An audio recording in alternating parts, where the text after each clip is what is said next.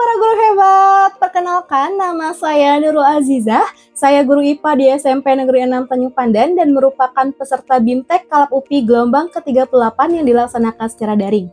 Pada kesempatan kali ini saya akan menjelaskan mengenai manajemen laboratorium komputer berbasis aplikasi dan aplikasi yang akan digunakan adalah Pheon.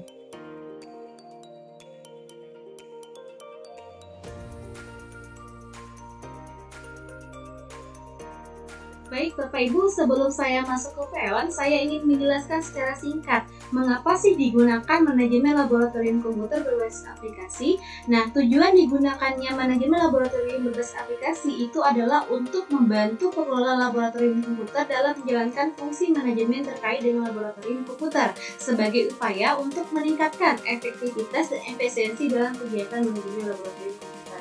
Nah, aplikasi manajemen laboratorium komputer itu apa? Aplikasi manajemen laboratorium komputer adalah aplikasi yang memiliki kemampuan atau fitur untuk mengelola komputer-komputer lain, di mana komputer ini disebut sebagai komputer pengelola. Komputer pengelola yang disebut juga sebagai komputer server akan melakukan monitoring terhadap komputer-komputer yang akan dikelolanya secara jarak jauh, istilahnya di remote gitu. Komputer-komputer yang dimonitor ini selanjutnya disebut dengan komputer klien.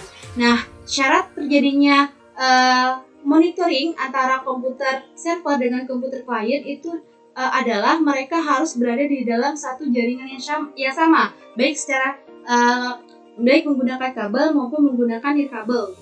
Nah, sekarang Pheon itu seperti apa sih? Jadi seperti ini ya Bapak Ibu. Pheon itu ada yang kita sebut sebagai Pheon Master, kemudian ada yang kita sebut sebagai Pheon Service. Pheon Master itu adalah berperan sebagai servernya atau yang biasanya dipegang oleh guru, dan Pheon Service itu yang berperan sebagai klien yang dipegang oleh siswa. Nah, fitur-fitur apa saja sih yang ada di Pheon sehingga bisa digunakan dalam manajemen laboratorium komputer? Yang pertama itu dalam Pheon itu ada fitur yang namanya monitoring. Monitoring itu apa? Monitoring itu adalah fitur yang bisa kita gunakan untuk melihat gambaran layar komputer klien kita. Misalnya, kita bisa melihat siswa itu sedang menampilkan apa di komputernya, entah itu layar depannya, atau misalnya dia sedang membuka suatu aplikasi, atau misalnya sedang membuka halaman tertentu, kita bisa memonitor itu atau bisa melihat itu di komputer kita gitu. Jadi nanti di komputer kita itu ada satu layar besar yang di dalamnya itu ada layar-layar kecil yang terdiri dari layar komputer A, misalnya komputer B, komputer C, yang bisa kita lihat apa yang mereka buka atau apa yang mereka lihat dan atau apa yang mereka kerjakan. Kemudian yang kedua itu ada fitur full screen demo atau window demo. Nah, window demo itu kita bisa gunakan untuk misalnya kita ingin memberitahukan kepada siswa bagaimana sih cara menggunakan misalnya virtual laboratory. Jadi kalau misalnya kita jelaskan di depan itu sering tidak kondusif ya Bapak Ibu. Misalnya anak-anaknya ada yang fokus ke depan layar dia sendiri, tidak memperhatikan kita untuk menjelaskan di depan, sedangkan ketika mereka makan, mereka malah menanyakan, ibu ini gimana ya? Karena tadi mereka tidak melihat apa yang kita kerjakan. Nah, caranya itu supaya mereka fokus. Nah, kita demokan di komputer mereka masing-masing. Jadi mereka hanya melihat layar komputer mereka itu sendiri gitu. Itu adalah fungsi dari full screen demo dan video demo. Kemudian ada fitur lock. Misalnya, kita udah, kenapa sih dia ini buka yang lain gitu, nggak buka di materi yang ingin saya jelaskan atau materi yang harus dikumpulkan. Nah, gunakanlah fitur lock Bapak Ibu. Fitur lock itu untuk apa? Fitur lock itu adalah fitur yang mengunci layar si anaknya sehingga dia tidak bisa melakukan apapun kecuali sampai kita buka si locknya. Nah, ketika kita kunci, kita buat perjanjian kepada mereka, baru nanti kita buka gitu locknya supaya mereka bisa kembali mengakses komputer mereka. Yang keempat, remote view sama remote control. Itu fungsinya apa? Jadi misalnya kita tuh pengen mengendalikan satu komputer nih, misalnya kita ingin membuka dia suatu aplikasi. Nah, kita bisa menggunakan si remote control atau remote view ini. Nanti dia ketika diklik di bagian ini akan muncul satu jendela berbeda. Jadi ada jendela berbeda untuk kita perbesar gitu, untuk kita kontrol di dalamnya apa yang dia lihat, apa yang misalnya yang harus dibuka bisa kita klik gitu dari layar kita. Kemudian ada power on, reboot, sama power down. Ini berfungsi untuk kita menghidupkan atau mematikan suatu komputer yang berada di jaringan kita. Misalnya nih, kita sudah selesai melaksanakan tugas kita, sudah memberikan tugas kepada siswa. Nah, kemudian mereka keluar dari laboratorium misalnya dengan tertib. tapi tidak dimatikan mereka gitu si komputernya. Nah, kita bisa menggunakan si fitur power burn ini untuk mematikan semua komputer yang ada di dalam jaringan. Kemudian ada text message. Text message ini fungsinya apa? Text message ini fungsinya misalnya kita ingin memberitahukan kepada siswa waktu kalian mengeksplorasi misalnya suatu laman, itu tinggal 5 menit, tinggal kalian ketik aja supaya tidak terlalu ribut itu di kelas, diketik saja. Nah, nanti muncul di layar komputer siswa masing-masing gitu nanti di dalam kelas. Kemudian ada fitur apa lagi? Ada fitur yang kita sebut sebagai run program. Ini berfungsi untuk misalnya kita membukakan mereka suatu program dengan catatan kita tahu letak programnya di mana dan nama programnya aslinya itu apa di komputer mereka gitu. Kemudian ada open website. Open website itu kita bisa memberikan suatu link tertentu dan kemudian link itu akan terbuka di laman komputer siswa masing-masing. Misalnya kita ingin mereka itu masuk ke lembar kerja atau LKPD dalam satu link, tinggal kalian ketikkan misalnya SID link / LKPD penerapan bioteknologi. Nah, kita enter, kemudian nanti kita berikan ke semua komputer, kita tampilkan semua komputer dan mereka langsung kebuka semua website tentang si LKPD tadi. Kemudian ada file transfer. Nah, file transfer itu apa? File transfer itu misalnya kita ingin mengirimkan dokumen kita ke komputer anak-anak. Kan kalau misalnya kita mengirimkannya lewat sebuah misalnya text message yang menggunakan yang terkenal, media sosial yang terkenal, itu kan lama ya, kita harus buka media sosialnya, kita harus mengunduhnya dulu, kemudian anaknya harus mendownload dulu, belum misalnya dia kemana-mana balas chat segala macam, itu lama. Nah, dengan program pengiriman file ini kita bisa langsung transfer ke semua komputer dan langsung diterima gitu oleh siswa-siswa mengenai misalnya dokumen tersebut gitu. Nah, kemudian ada screenshot itu apa sih? Misalnya kita ingin mengambil suatu tangkapan layar si anak gitu dan menyimpannya dalam bentuk gambar. Nah, kemudian VN itu didapatkannya di mana? VN itu didapatkannya di alamat ini, Bapak Ibu, https veon.io kemudian /en/download. Ini hanya bisa di Windows sama di Linux. Jadi Bapak Ibu juga harus tahu Windowsnya Windows berapa. Kalau misalnya dia Windowsnya 10 dan 11 itu bisa menggunakan Veon 4.8.2 dan pilihnya entah itu yang 64 ataupun 32, nanti dilihat di komputer Bapak Ibu masing-masing dan akan saya jelaskan bagaimana sih cara melihatnya gitu ya. Nah, sedangkan kalau misalnya Windows Bapak Ibu itu 7 atau 8 itu jangan bersedih karena ada Veon versi 4.7.4. Nah, ini juga bisa digunakan di Windows 7. Nanti yang 64 sama 32-nya dijelaskan ya bagaimana caranya. Kemudian ketika sudah di-download nih si filenya, kita download nih filenya, kita klik, kita download, kita install seperti menginstal aplikasi biasa ya Bapak Ibu.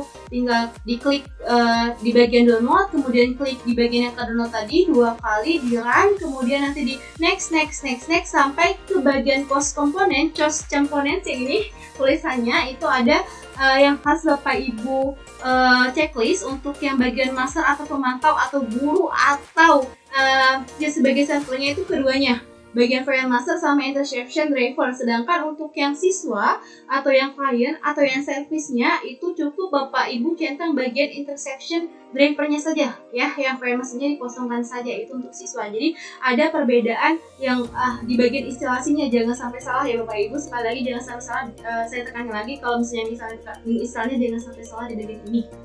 Nah, sekarang saya lanjutkan ke materi bagaimana melihat Windows dan berapa bitnya komputer Bapak Ibu ya.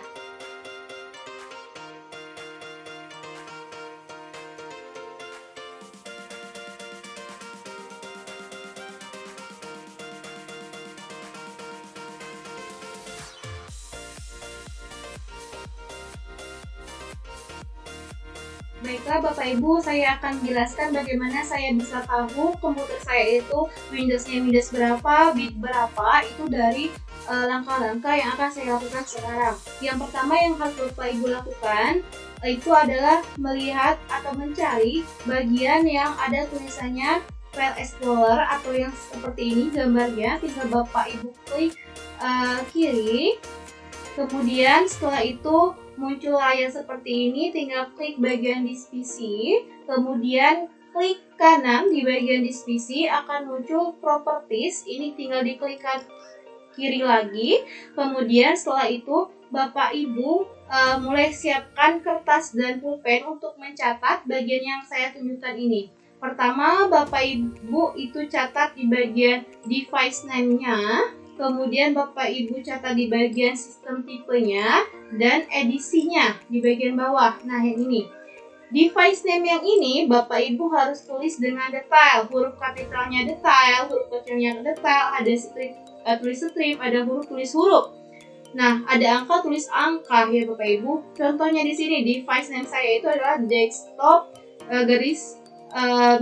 garis DCOTGL. Saya akan tulis secara sama persis dengan tulisan ini. Kemudian saya melihat sistem tipenya, berarti Windows saya itu adalah Windows 64 bit, dan kemudian edisinya itu adalah edisi Windows 10. Berarti saya pakai yang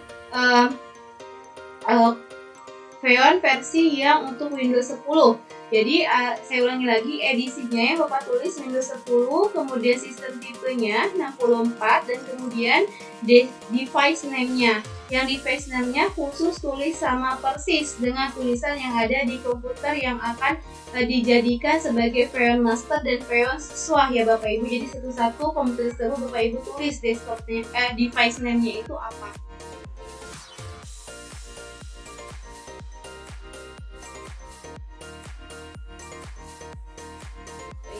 Tadi kita sudah selesai melihat gitu ya, bagaimana cara melihat Windows keberapa, kemudian device name suatu laptop, kemudian bagaimana mencari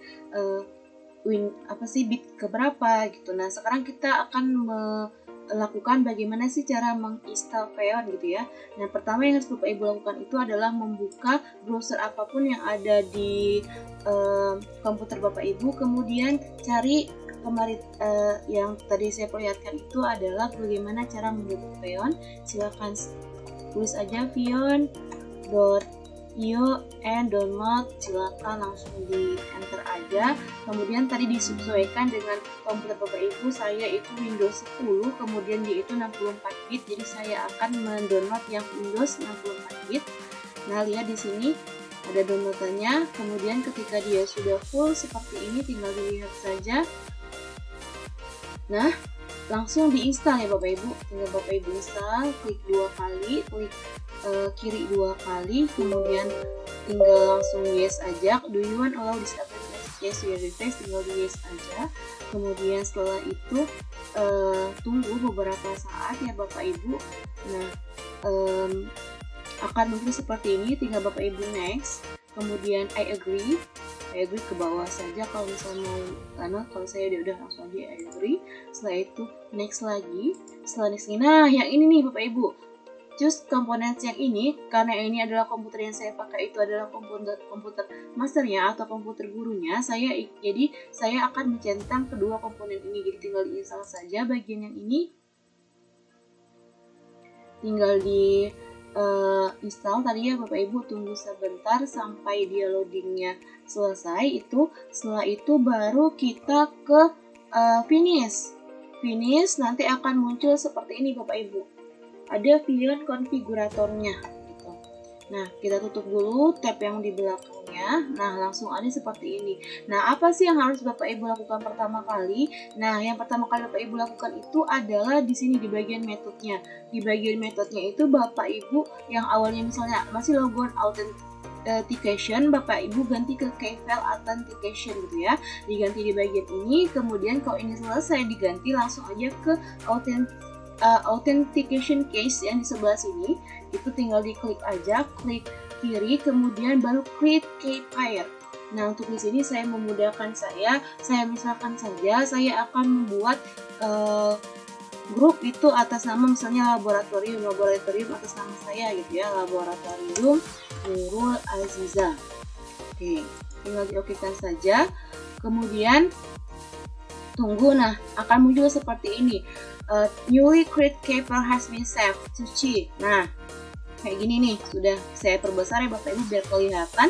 Nah, ini ada yang private, ada yang publik. Nah, yang publik ini yang akan kita bagikan ke siswa. Jadi setelah ini ke komputer siswa maksud saya. Jadi setelah ini yang bagian bawah ini tinggal Bapak Ibu klik kiri, kemudian di export key, kemudian simpan di flash disk Bapak Ibu. Contohnya sini saya simpan di bagian download ya Bapak Ibu. Nah, itu Bapak Ibu saya akan masukkan ini ke WA nanti biar mempermudah saya untuk saya ke komputer siswa gitu, atau Bapak Ibu juga bisa langsung ke dalam. Saya sudah memasukkan flashdisk ke komputer saya, jadi tadi itu tinggal export case saja ya Bapak Ibu. Kemudian ini ada USB drive tergantung yang Bapak Ibu masukkan, ada USB drive key, tinggal dimasukkan saja. Saya masukkan Lab Nurul Azizah Public Key, di save saja ya Bapak Ibu seperti ini. Kemudian lihat lagi location and computer. Setelah Bapak Ibu mengimport, selesai disimpan, silakan langsung masuk ke location and computer ya Bapak Ibu. Nah di sini sudah ada namanya Lab Nurul Azizah. Kemudian bentar, saya hapus dulu, ini masih data yang lama, itu data yang kemarin itu. Nah, gimana sih cara menambahkan si bagian location and computersnya itu? Yang pertama Bapak Ibu bisa kan awalnya tampilannya seperti ini nih. Bapak Ibu bisa scroll ke bawah, nah tinggal ditambahkan. Nah, saya misalnya nambahkan di sini new location, saya masukkannya ini nama saya Lab Nurul Azizah. Kemudian saya enter. Nah, kemudian di computer names-nya itu saya akan memasukkan komputer yang akan saya jadikan sebagai siswa. Nah ini penulisannya itu sama seperti tadi saya sudah perlihatkan juga gimana untuk melihat yang komputer siswanya. Tinggal Bapak Ibu tulis saja nanti di sini sesuai dengan yang sama. Kalau komputer saya itu adalah Sri Sukmi P, itu hurufnya kapital semua, maka saya tulis Sri Sukmi P.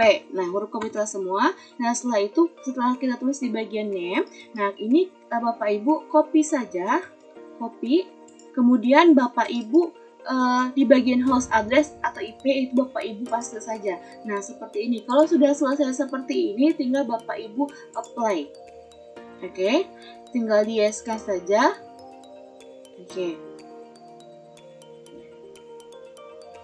Nah ini Bapak Ibu ya sudah selesai, bentuknya seperti ini. Nah sekarang apa yang harus kita lakukan? Yang harus kita lakukan adalah kembali ke komputer siswa. Gimana sih bentuknya di komputer?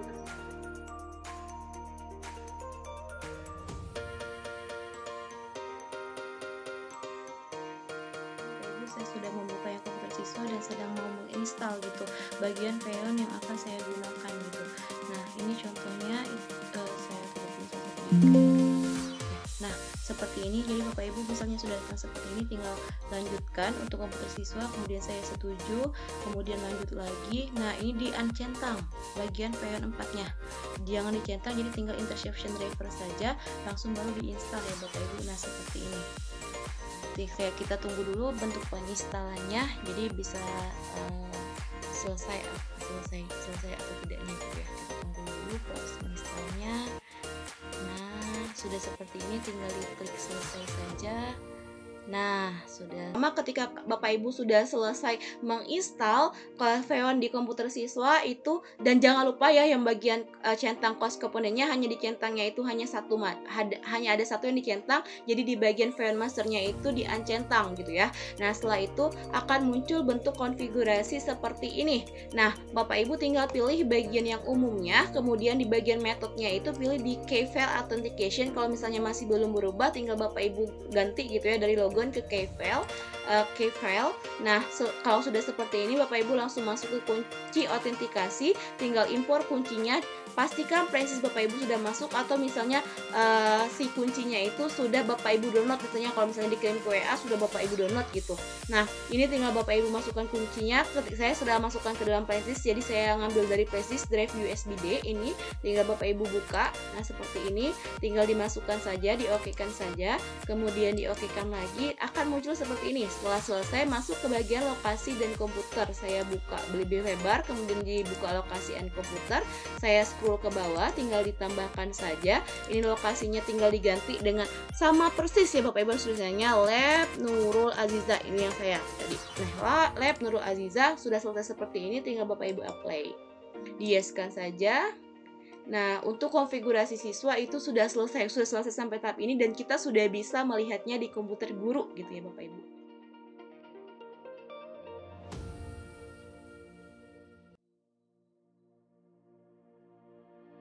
Bagaimana sih bentuk tampilannya di Feon Master gitu ya?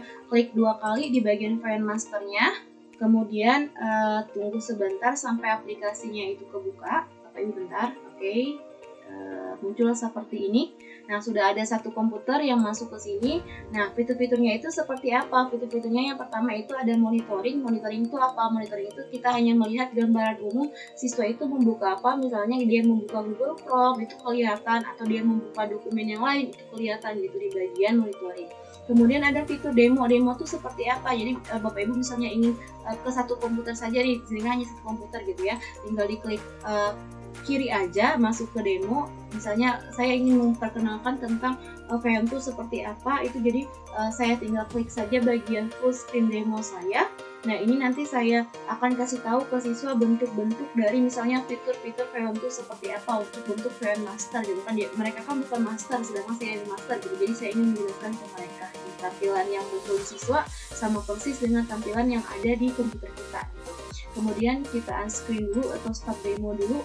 Kemudian ada fitur lock. Fitur lock itu apa? Fitur untuk mengunci. Misalnya kita sudah sangat amat tidak ingin si siswa itu membuka hal tersebut, tinggal di lock aja si komputernya, dia akan otomatis terkunci, tidak bisa diapa-apakan gitu oleh siswanya gitu. Bentuknya seperti ini, tinggal di unlock saja. Kemudian ada fitur remote view. Remote view itu kita bisa melihat gitu, hanya melihat ya Bapak Ibu mereka itu membuka apa. Sedangkan untuk remote control itu kita bisa melihat dan mengontrol apa yang harus mereka buka. Misalnya, ayo teman-teman kita buka bagian tentang Merdeka Belajar gitu. Tinggal diklik aja, oh Merdeka Belajar ini sama persis gitu. Apa yang kita klik di sini itu sama dengan apa yang diklik dari mereka. Tinggal ditutup saja ya Bapak Ibu.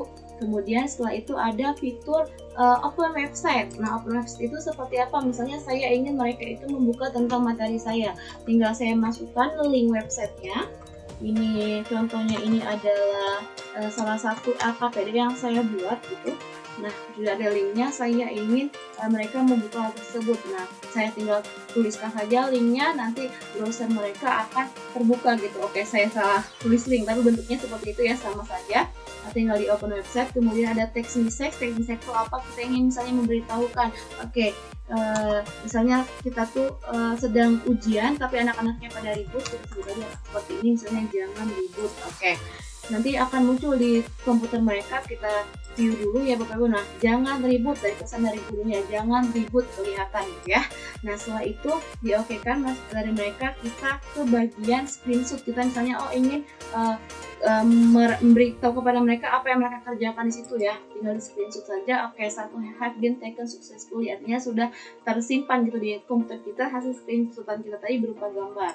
Kemudian setelah itu ada yang kita sebut sebagai transfer file. Nah, jadi misalnya transfer, saya misalnya transfer ke mereka itu satu materi tentang misalnya bentuk pembuatan magnet dengan prinsip elektromagnet itu seperti apa misalnya. Tinggal di open saja, kemudian bukan transfer only, jadi kita jangan hanya diklik transfer only ya Bapak Ibu, tapi kita masukkan transfer and open file with associated program. Tinggal di start aja. Nanti di komputer siswa itu bukan di siswanya itu hanya menerima, tapi dia juga sudah sampai ke mereka. Tinggal di remote view, bentuknya seperti ini gitu yang ada di komputer siswa. Di situ ada tampilan bakunya yaitu Chrome, dan kemudian gambar yang kita kasih ke mereka juga sudah sampai gitu. Nah, kemudian ada aplikasi apa lagi sih yang kita dapatkan di Feon itu? Yang terakhir itu adalah pengontrol, ada power on, ada reboot, sama power down. Nah, kita coba yang power down ya Bapak Ibu. Kita matikan komputer tersebut, tinggal di power down new gitu. Oke, nah itu dalam kondisi berarti komputer tersebut sudah dalam keadaan mati gitu.